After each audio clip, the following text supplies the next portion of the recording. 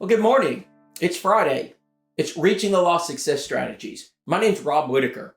In addition to my role as director of the School of Evangelism, I'm also one of the directors of American Mission Campaigns. Now, these campaigns were set up as an arm of the School of Evangelism to give a practicum to the principles that we're teaching in our training seminars. We're doing about 2 of these a year. And in these campaigns, we're learning a lot about how to take the gospel to your local communities.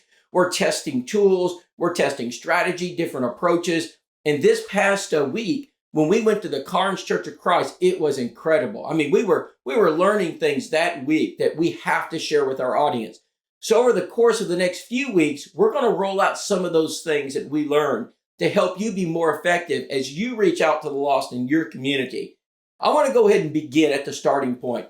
This is the School of Evangelism model. This model is based upon 6 steps. We're a school that has 1 mission, 7 principles, and 6 steps.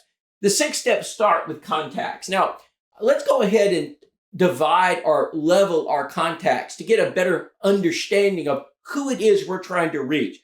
I think you can divide people into 3 categories. There are the hot contacts. Now, the hot contacts are the people that actually sit in your pews. You know who they are. They're pretty much going to be there on Sunday or on a Wednesday. They're people that maybe are family. They're into the community, but they've never obeyed the gospel. Those are hot contacts. Then there are warm contacts. Warm contacts are people that are just one away. You know them. You go to work with them. You go to school with them. You play ball with them. You've grown up with them. They're in your subdivision neighborhoods. All right. So you got a relationship to some degree.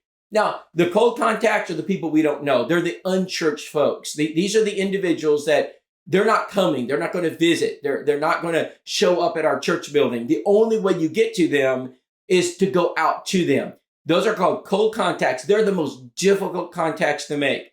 In our mission campaign, we start with cold contacts. We actually start by sending people to the community to try to reach these contacts. Now, through the years, I've done foreign mission work that made over 15 trips to the island of Jamaica. I've led mission trips to various other places, New Zealand, Panama. Here's the bottom line. Those cold contacts are not as difficult to get in those countries. When I knock on a door, when I come up to a gate in a foreign country, just being an American almost is a ticket to success. Now, when we're in our own country, it's a little bit more difficult. So we've had to go back to the drawing board and reimagine how do we make a contact from these individuals. So it's the simple knock on the door, but it's a whole lot more than that. Door knocking has such a negative connotation on our country, and we've turned it into something that's highly successful. Well, I mean highly successful by this. Instead of getting a 2 to 3% rate of return, we're achieving 30% or higher in our approaches. We've done that consistently now for 3 mission campaigns. So this is no longer anecdotal evidence. We've demonstrated in different parts of the country. We want to teach you how we're doing that, the things that we're saying, the approaches that we're making.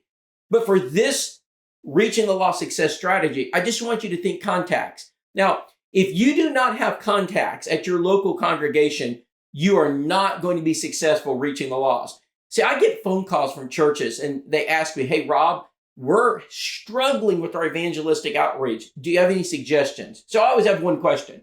The question is, how many contacts you have? Invariably, they're going to respond with 2, 3, a very low number. My friends, if that is your contact rate, 2 to 3, you're not going to make it. You see, in order to be successful reaching the lost, you've got to have more than 2 or 3. I'm not dismissing the value of 1. You know, Philip went to speak to 1 Ethiopian eunuch. That's not the point. When you go to Matthew 22 and you look at the king's son, the parable, Jesus goes out and calls many. There's a reason for that because some aren't coming.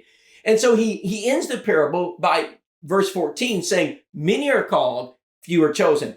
You have got to get to the many. You've got to have more than 1 or 2 contacts. You've got to fill your contact list up with contact. If you don't do that, you're not going to have the sufficient pool or base to draw from to get those Bible studies. That's why it's essential that we understand the power of contact. You cannot skip this first step. If your congregation is not throwing everything they have at trying to get contact, whether it be using door knocking, house to house, heart to heart, new mover baskets, benevolent offers, community outreach, community activities, if you're not doing that, you will not be successful in evangelism.